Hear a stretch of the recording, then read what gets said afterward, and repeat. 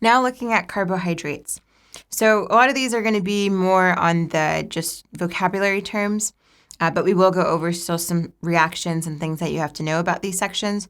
So with carbohydrates, recall that the main things that we are going to be looking at is simply that these are types of sugars. So the first type is going to be our monosaccharide, or also known as a simple sugar.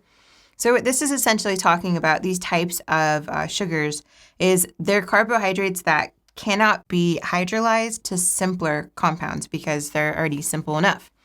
Now, I'm also going to see something known as a disaccharide, and that's a sugar that can be hydrolyzed into just 2 monosaccharides.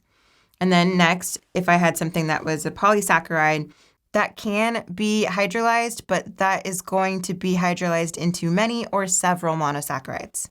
Now, we can classify specific types of monosaccharides, meaning we can name them. So how we would look at